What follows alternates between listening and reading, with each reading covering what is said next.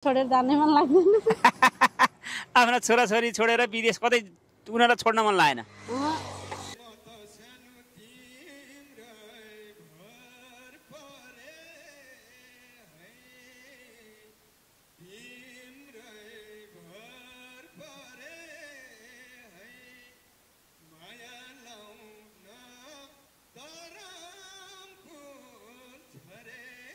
नमस्कार, म आज यो गैंडाकोट नगरपालिकाको थुम्सी नजिकै आएको छु। मैले मेरो भिडियोमा पनि धेरै यो भुइँ मान्छेहरूको आवाज पनि रहेको छु, तपाईँलाई धेरै थाहा छ।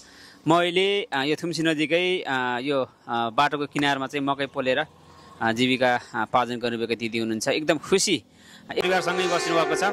अलिकति बाटोको आवाज अलिक साइडमा भएर डिस्टर्ब चाहिँ आएको छ, सबैजना ध्यान दिएर सुन्नु होला। दिदी नमस्ते। नमस्ते। हजुरको नाम के हो दिदी? सावित्री। यो बाटोको किनारमा मकै पोल्नुभएको, एकदम खुसी हुनुहुन्छ, घर परिवारसँग बस्नुभएको रहेछ। यहाँ यो थुम्सी नजिकै यो नदी के अरे बाटो किनारमा कति भयो दिदी यो मकै पोल्न थाल्नुभएको हजुरले? भयो 8 वर्ष भयो भाइ। 8 वर्ष भयो है? भनेपछि घर कहाँ दिदीको? घर यहाँ यो गैरी 7 नम्बरमा। यही गैंडाकोटमै हो? हजुर।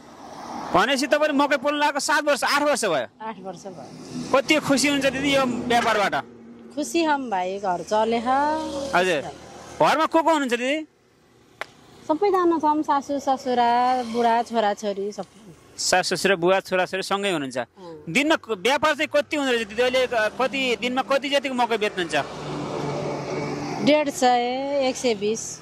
120 देखि 150 सम्म, कहिले काहीँ 200 पनि बेच्नुहुन्छ। यो काँचो मकै पनि नपोलेको पनि बेच्नुहुन्छ, पोलेको पनि बेच्नुहुन्छ? काँचो पोलेको सबै गरेर 150 सम्म चाहिँ मकै बेच्नुहुन्छ। यसमा चुनौती केही छ दिदी? कसैलाई डिस्टर्ब गर्ने, यो बाटोमा नबस भन्ने, अथवा नगरपालिका अथवा यहाँ बाटोको समिति आएर कहिले काहीँ त्यस्तो तपाईँलाई अलि डिस्टर्ब गर्ने, यो दुःख दिने गरेको छ कि छैन? छैन त्यस्तो अहिलेसम्म त। अब के हुन्छ भाइ, अहिलेसम्म त छैन। अहिलेसम्म छैन। अहिले यो बुटोल नारायणघाट बाटो पनि अहिले यो स्तरोन्नति भएको छ, यसले गर्दा पछि के हुन्छ भन्ने कुरा थाहा छैन। त अहिलेसम्म चाहिँ त्यस्तो बाटोमा चाहिँ डिस्टर्ब गरेको अथवा त्यस्तो दुःख दिएको चाहिँ छैन? नै, अहिलेसम्म छैन। मकै कहाँबाट ल्याउनु? काँचो मकै चाहिँ कहाँबाट ल्याउनुहुन्छ दिदी? अहिले गैंडाकोटमा छैन, पारी गाडी ल्याइदिने, कहाँबाट ल्याउँछ थाहा छैन हामीलाई। गाडीले कन्ट्याक्ट गर्छ, तपाईँले ल्याएर मकै छोडिदिन्छ? तपाईँले त मकै बेच्ने अनि काँचो मकै बेच्ने। एउटा पोलेको मकैलाई कति पर्ने दिदी? 35 रुपियाँ। 35 रुपियाँ। अनि यो काँचो मकै नपोलेको?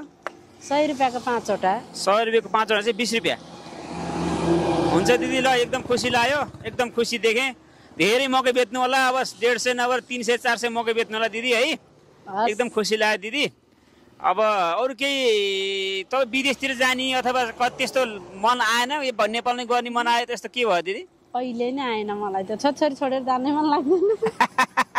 आफ्ना छोराछोरी छोडेर विदेश कतै उनीहरूलाई छोड्न मन लागेन।